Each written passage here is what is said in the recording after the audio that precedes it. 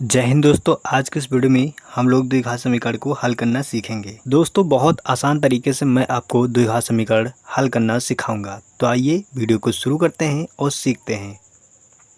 तो आज का हमारा क्वेश्चन दोस्तों है एक्स स्क्वायर माइनस का 2x माइनस का 3 बराबर 0 को हल करें। यानी इस क्वेश्चन को हम लोग कैसे हल करेंगे। हल में हमें समीकरण दी गई है तो लिखेंगे दिया है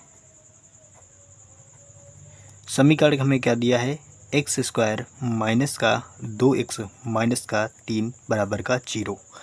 अब यहाँ पर करना ये होता है, यहाँ जो माइनस का 3 है इस माइनस के 3 को एक्स स्क्वायर के गुणांक से हम लोग पहले गुणा करवाते हैं। अब यहाँ पर एक्स स्क्वायर का गुणांक कुछ भी नहीं है, अगर कुछ भी नहीं है इसका मतलब यहाँ पर 1 होता है। तो 3 का गुणा 1 में करवाएंगे हो जाएगा 3 एकम 3 हो जाएगा।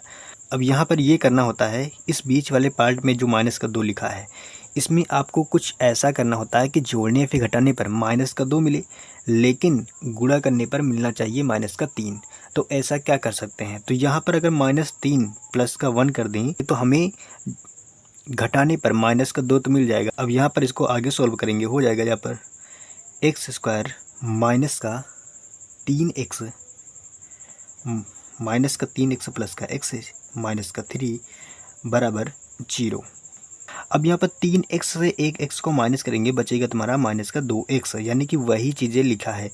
इसको हमने सॉल्व करने के लिए 3 पार्ट से 4 पार्ट में इसको तोड़ लिया है। अब इसे आगे सॉल्व करेंगे, जब इसे आगे सॉल्व करेंगे तो क्या हो जाएगा, इन दोनों में अब हम कॉमन देखेंगे। इन दोनों में हमें कॉमन क्या दिखाई दे रहा है, इन दोनों में कॉमन हमें मिल रहा है x को कॉमन लेंगे। यहाँ पर 2x है, 1x बाहर रहेगा और ये x बाहर निकल जाएगा। तो यहाँ पर क्या हो जाएगा, x माइनस का 3 बचेगा। ब्रैकेट को क्लोज कर देंगे।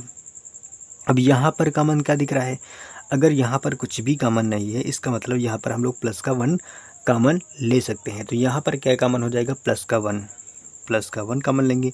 अंदर क्या बचेगा, x माइनस 3, इसको ब्रैकेट के अंदर पैक कर देंगे, बराबर क्या हो जाएगा 0। अब देखिए ब्रैकेट में सेम चीज़ें हैं, इसका मतलब तुम्हारा सवाल बिल्कुल सही है। अब यहाँ पर आगे क्या लिखना होगा, आगे जो 2 ब्रैकेट में एक जैसा लिखा है उसको लिखेंगे x माइनस का 3, और जो बच गया है ये वाला पार्ट x प्लस का 1, इसको एक ही में करके लिख देंगे x प्लस 1 बराबर का 0। अब इसको आगे सॉल्व करेंगे, यदि x माइनस 3 बराबर 0, x माइनस 3 बराबर 0, अब ये 3 माइनस का उस पार जाएगा तो ये प्लस का हो जाएगा, अर्थात यहाँ पर हो जाएगा x बराबर 3 हो जाएगा। सेम इसी प्रकार यदि x प्लस 1 बराबर 0, तब ये प्लस का 1 उस पार जाएगा हो जाएगा माइनस का, x बराबर हो जाएगा माइनस का 1। यानी x के कितनी मान आ चुके हैं, तो x के यहाँ पर 2 मान आ चुके हैं, x बराबर 3 और x बराबर माइनस का 1। इस तरीके से आप द्विघात समीकरण को हल कर सकते हैं। ये तरीका एकदम बेस्ट तरीका है और यही तरीका पूरी दुनिया में लागू होता है।